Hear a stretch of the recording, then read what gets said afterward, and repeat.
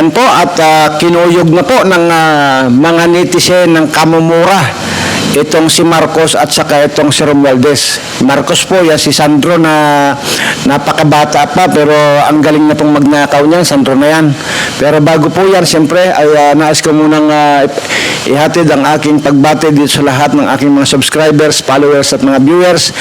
Ay isa pong mapagpalang pagbati ang inihahatid ko sa inyo. Ayan po, yun na nga po at dito po sa susunod na video mapapanood ninyo ay tingnan niyo talaga naman kung murahin na ng mga netizen itong Sandro itong Marcos family actually at saka itong Romualdez family at talagang nakakarimarim. At ito po yung mga dapat nating isinishare ng mga video para sa ganun ay bago dumating yung eleksyon hindi na makaporma itong Romualdez na itong animal na ito. Grabe.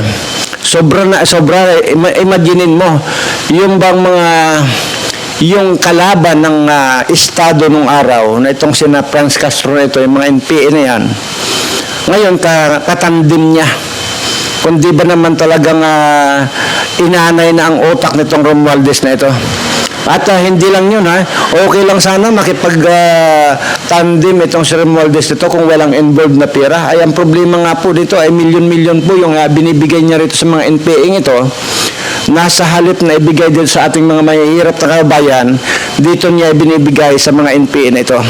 Napakademonyo itong animal Romualdez na ito. At talaga namang itong mga komento ng mga netizen na ito talaga nakakarimarim na Pero deserve nila yan at kaya nga mga kababayan ko, wala na po tayong Marcos na ibubuto pa sa susunod. Yan po ang tandaan nyo na.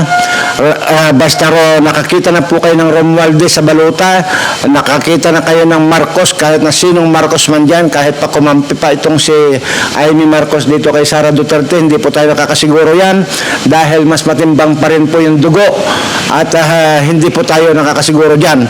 So anyway, ang sinasabi ko lang po rito, wag na po kayo magtiwala dito sa mga Marcos at Romualdez na ito. Ito na po ang video mapapanood ninyo at kailangan po nating i-share. Kagaya po nito, i-share ko na po ito para sa ganun ay makarating po dito sa ating mga netizen itong mga katarantaduhan, itong mga magtiyuhin ito na si Sandra at itong si Jollibee Romualdez na ito. Ito na po yung video. Wala bang kapasidad ito si Martin Romualdez at ang Marcos family na tumanaw ng utang na loob o respeto man lang dito sa matandang ito sa ating former president dahil doon on that one act of giving dignity to Ferdinand Marcos Sr., President Duterte opened the eyes of so many Filipinos. Tangina, sumagot ka, Senator Amy R. Marcos. Utang na loob, ilaglag mo yung pinsan mong Jollibee na tambalslos. Wala na tuhulog si Martin, beast mode na siya, naglalaway sa kapangyarihan at pera. Tapos ngayon, wala pa silang courtesy kay PRRD doon sa ginawa ni Sandro kahapon sa Kongreso. Apakawalang utang na loob. Yung matandang Duterte ang nagpalibing ng lolo niya, tapos kumampi ngayon sa bumarubal sa pamilya nila. Nang mahigit 3 dekada, wana, umalingasaw na ang baho ni tambalslos. Sobrang baho pa sa imborna. Ganun talaga, pakapalan as in sobrang tapang ng hiya. Masahol pa sa garapal, doble kubal ni Tambaldro. Saan bro? Saan bro yung threat? A 78-year-old former president is a threat sa sanctity ng HOR. Since time immemorial, kurap na at tingin ang taong bayan sa institusyon na yan. Long before you were born, kunting hiya at kunting tanaw ng utang na loob, iho. Tambaloslos talaga. Simula na pinag-initan nila ang aming BP ay tumatak sa aming mga puso at isipan na ibalik sa Malacanang at Tatak Duterte. Pinapasalamatan ng mamamayang Pilipino ang pagtindig ni Senator Amy Marcos para po sa maliwanag na kanyang pagsuporta kay former President Rodrigo Duterte. 3 bagay na nakuha namin doon dito kaagad, Ma'am Lori. Number 1, kinilala niya ang mabuting pamamahala ni Pangulong Duterte. Sabi niya, kasama namin siya at kinikilala namin ang kanyang pamumuno na labanan ng katiwalian, kasamaan at lahat ng mga puwersang naglilipol ng ating mamamayan at ng ating lipunan. Which includes, of course, the CPP, NPA, the drug lords, the drug syndicate, the criminal syndicate. Klaro yon. Kinilala yan ni Senator Amy Marcos. Number 2, sabi niya, sino ba naman kami para hindi kilalanin ng mga Marcos ang aming pagpapasalamat para sa pagpapalibing ng aming ama kay Apo Lakay, Ferdinand Ferdinand Marcos Sr. sa libingan ng mga bayani because by operations of law and by the decision of a very strong presidential decision na ipinatupad ni Pangulong Duterte after more than 40 years na nagdidebate yan kung ililibing si Marcos o hindi sa libingan ng mga bayani, na ipalibing sa libingan ng mga bayani. And kinilala niya ito.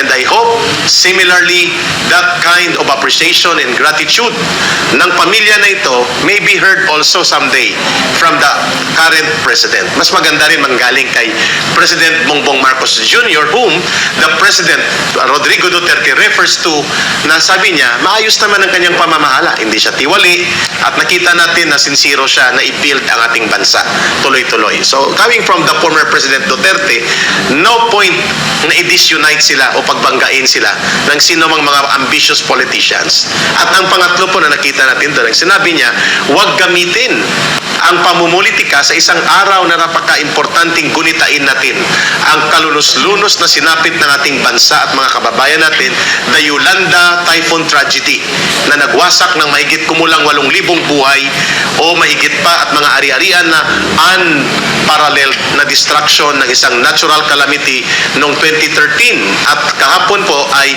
nag-timing doon sa araw na yon ang panawagan ng mga pagbabanggaan ng political maneuvers from the House of Representatives. So, tinukoy niya mismo ang ganitong kalagayan. And I think it is also proper para sa amin dito sa na-recognize ang ganong pagkilala ni Senator Amy Marcos kung bakit nagsasalita si former President Rodrigo Duterte, including ang kanyang pagsabi na Sara Duterte is a serious and sincere friend para sa akin. Personal friend at the same time kasama sa politika sa pamamahala ng ating bayan. Before Senator Amy spoke up, no, feeling ko wala bang kapasidad ang Marcos at Romualdez family tumanaw ng utang na loob. Kundi man utang na loob, no, to be grateful to those to the president that gave them that kind of dignity and a comeback, no? And even we all know, it's common knowledge, it's accepted that Sara Duterte turned her back on the presidency on a sure thing and gave way to President Bongbong Marcos. That's why he's in Malacanang now, no? So wala bang kapasidad ito si Martin Romualdez at ang Marcos family na tumanaw ng utang na loob o respeto man lang dito sa matandang ito, sa ating former president, because he consistently spoke well of the former president. Of course, he said the truth. There was some plunder, there was that sort of thing, but he also said he was a very good president, etc. No? But now that the senator spoke up, no, at least we have nakakatawa dito, no. Really, what I find funny about all of this is how I remember, no, kasi at that time, ano pa ako agitated pa ako, radicalized pa ako noon. And I remember, itong sila Franz Castro, sila Arlene Brosas were the ones na gusto nila pahukay yung bangkay ni Ferdinand Marcos Sr. at wag payagan, no? And then now, 10 years after, his own family is colluding with the very ones who for how many decades ay sinira ang pangalan nila, at ngayon kinakaaway nila itong nagbigay ng dignidad sa kanila. Because I remember that day very very well, no. Galit na galit ako dyan. I thought I was going to die kasi nga radicalized ako noon but that was also the time that I woke up because I trusted President Duterte, no. And then I realized, hindi naman pala ako namatay, okay naman pala. And then that was the start, no. That was the start when I could start being a little bit more a little bit kinder to the Marcoses, the way I would look at them, na natatanggal puso ko, no. So I don't think that this is just a personal, it's just one experience, because I've spoken to a lot of my friends who are on the same path as I was, yung radicalized for how many decades because of the CPP, NPA, NDF, at dahil doon on that one act of giving dignity to Ferdinand Marcos Sr., President Duterte opened the eyes of so many Filipinos. Kaya naman, narito pa at patuloy nating ipapakita ang mga komento mula sa mga dismayado at mga nagagalit na mga netizens. Romualdez, a new breed of trapo. Baka siya pa maging dahilan ng pagbagsak ni Marcos. Romualdez legacy. Ayaw PBBM should have the balls to stop his cousin's political tactics. Nagmumukhang kinukonsente niya pinsan niyang suga pa sa kapangyarihan. Hindi naman sa panunumbat, ha? Pero sa totoo lang, kung hindi naging pangulo sa FPR FPRRD hindi mamulat ang taong bayan sa totoong nangyari sa panahon ni Marcos Sr. Hindi man tuluyang nahimasmasan ang lahat pero kahit paano, ang laki ng naitulong ni FPRRD para mamulat ang kaisipan ng taong bayan sa totoong nangyari. Bonus na yung pagpapalibing sa kanya sa libingan ng mga bayani dahil kay FPRRD. Kung hindi naging Pangulo, siya malamang sa malamang, hindi para nailibing si Marcos Sr. sa libingan ng mga bayani. Sana kahit respeto lang, Sandro, para sa tao nagmalasakit sa pamilya ninyo ng totoo. Wala nang masama sa hiling ni FPRRD dahil karapatan din ng taong bayang malaman ang totoo. Yun lang naman, Sandro, yun lang. Bakit ba ang hirap sa tito mo? Buksan ang libro. Walang utang na loob. Diyos ko po, kakapal ng mukha. Yung ayaw ipalibing lolo niya, yun pa ang kakampihan ngayon. Eh di mo itong si Charis. At least naatpas na siya agad kung sino siya. Para din na maging senator to. Ito talaga ang magpapalibing sa apelyado na. Kung anong utak meron ang bubuit na to, biruin mo ang mga taong bumaboy sa kanila ng mahabang panahon. Pinahahalaghan nila ngayon at ang dahil sa pera, handa nilang ibasura ang taong tumulong sa kanila para makabalik sila sa pwesto. Saklap naman, nakakahiya ugali kung paano nanindigan si Duterte para ilibing ang lolo niya na di magawa ng mga nakaraang admin. Kasi it's political suicide. Kahit binato siya ng katakot-takot na mga batikos at insulto, pinanindigan niya. Gusto pa nga pahukin ng iba. Hayon, ang kinampihan at pinagtanggol pa ngayon niya yung mga tutos sa pagpapalibing ng lolo niya at gusto makabagsak ng gobyerno na tatay niya pa, ang Pangulo. Napakatalinong bata. Sa bagay, prudence ni Tambaluslos. Naalala ko noon ang bumalik si Mayor Duterte galing Tacloban. Sabi niya, Dabawenyo, tumulong tayo. At pinadala niya yung 911. Pagkaon na tubig, mga doctors. At doon at ang instruction niya. Pag may humarang sa inyo, barilin nyo. Dahil sa panahon na yon, may mga armadong humaharang sa mga truck na may kargang relief. Bago mag-San Juanico Bridge. Okay lang yan, Paps. Ginamit ni Mar ang Yolanda. Saan siya pinulot? Pabayaan lang natin. Pinaumasa, Martin. Di ka mananalo. Di ka iboboto dahil napaka-traidor mo. Salamat ka si Sara Duterte. Duterte ang kinapitan ng pinsan mo. Kung hindi, di rin siya mananalo. I'm one of them na dahil kay Sara kaya binoto ang pinsan mo. Maghanap ka ng news clip kung nasa Tacloban niya noong Yolanda. Si Duterte ang nandoon. Lahat ng pandurugas, makakuha lang ng simpatya. Kahit ubusin pa niya ang kabadang bayan para sa sariling ambisyon. Upgraded version ni Marian. Kahit pagsamahin, dinaig lahat sa kaipalan. So true ang kakapal ng face locks. Tamaan sana ni Kidlat. Kakapal ng mga pagmumuka, Sandro Marcos, Martin Romualdez. Sisigurduhin namin na di kayo mananalo sa next election. Kung tatakbo kayo sa mas mataas na posisyon, nakakadismaya, nabudol nyo kami. Di na kayo makakaulit. Sandro, magbalik na daw ka sa history ng angka ninyo. Kung sino nang pabagsak sa lolo mo. Yun lang naman ang mga grupo na nidepensahan mo ngayon. Talo-talo na kasi tapos nang gamitin si Inday. Nakapwesto na kayo, galing ng plano.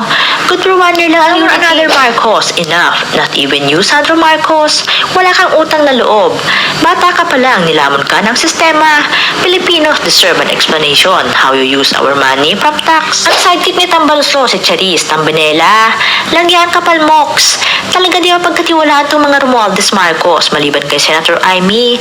Mga ungrateful matapos gamitin yung mga Duterte sa eleksyon. Ambisyoso din yung surot na yan, the little Tambaluslos, Charis Marcos.